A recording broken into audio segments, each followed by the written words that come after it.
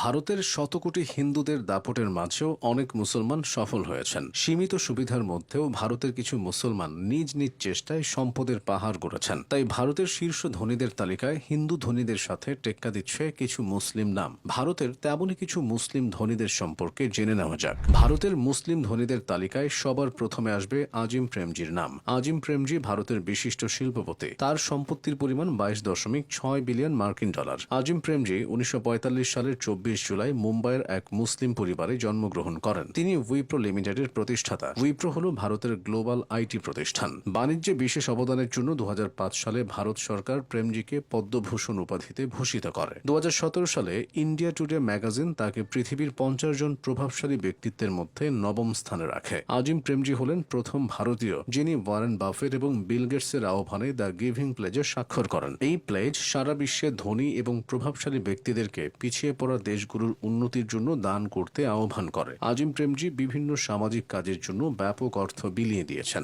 2019 সালে শিক্ষা ও বিভিন্ন ধরনের সেবামূলক কাজের জন্য তিনি 52,177 কোটি টাকা দান করেছিলেন। ভারতের মুসলিম ধনীদের মধ্যে এম এ ইউসুফ আলী অন্যতম। তার মোট সম্পদের পরিমাণ প্রায় 5.1 বিলিয়ন অর্থাৎ 39,240 কোটি টাকা। ইউসুফ আলী 1955 সালের 15 নভেম্বর কেরালার ত্রিশূর জেলার নাটিকায় একটি মুসলিম পরিবারে জন্মগ্রহণ করেন। তিনি লুলু গ্রুপ ইন্টারন্যাশনালের ব্যবস্থাপনা পরিচালক। লুলু গ্রুপ ইন্টারন্যাশনাল তার নিজস্ব মল এবং হাইপার মার্কেটের জন্য সারা বিশ্বে পরিচিত। ইউসুফ আলীর ব্যবসা সৌদি আরব এবং সংযুক্ত আরব আমিরাত পর্যন্ত প্রসারিত।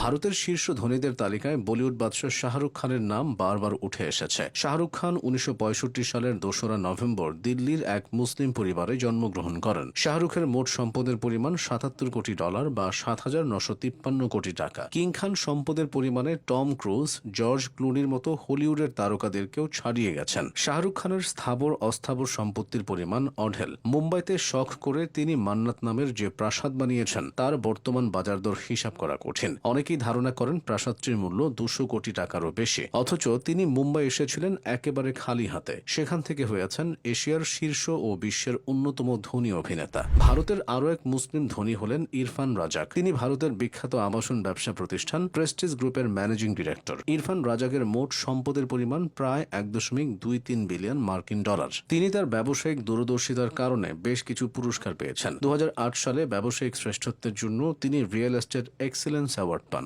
এরপর 2009 সালে কর্ণাটক স্টেট টাউন প্ল্যানিং ডেভেলপমেন্টের পক্ষ থেকে তাকে সেরা ডেভেলপার পুরস্কার দেওয়া হয়। তিনি একই সাথে ধনী এবং জনপ্রিয়। ভারতের স্বাস্থ্য খাতের এক কাণ্ডারির নাম হাবিল খোরাকিওয়ালা। হাবিল ভারতের মুসলিম ধনীদের মধ্যে অন্যতম। 1942 সালে তিনি মুম্বাইয়ের সম্ভ্রান্ত মুসলিম পরিবারে জন্মগ্রহণ করেন। হাবিল খোরাকিওয়ালা ভারতের বহুজাতিক ফার্মাসিউটিক্যাল এবং বায়োটেকনোলজি কোম্পানি ওকহার্টের প্রতিষ্ঠাতা ও চেয়ারম্যান। তিনি 1967 সালে ওকহার্ট প্রতিষ্ঠা করেন। তার মোট সম্পদের পরিমাণ 1.3 বিলিয়ন ডলার। 2010 সালে পার্ডু ইউনিভার্সিটি তাকে সম্মানসূচক ডক্টর অব ফার্মেসি ডিগ্রি প্রদান করে। ভারতের আরও এক মুসলিম ধনীর নাম সালমান খান। তিনি বলিউডের ভাইজান। সালমান খানের সিনেমা মানেই বক্স অফিসে হিট আর 100 কোটির ক্লাব। সালমান খানের দৈনিক আয় 1,27,000 মার্কিন ডলার। বাংলাদেশি মুদ্রায় যার পরিমাণ 1,09,00,000 টাকারও বেশি। সালমান খানের আয়ের বড় একটা অংশ আসে বিভিন্ন বিজ্ঞাপনে কাজের মাধ্যমে। তার নিজস্ব পোশাক ব্র্যান্ড রয়েছে। মেধা আর চেষ্টা থাকলে যে কোনো পরিবেশে সফল হওয়া যায়। ভারতের এসব মুসলিম ধনী ব্যক্তিরা তার সবচেয়ে বড় উদাহরণ।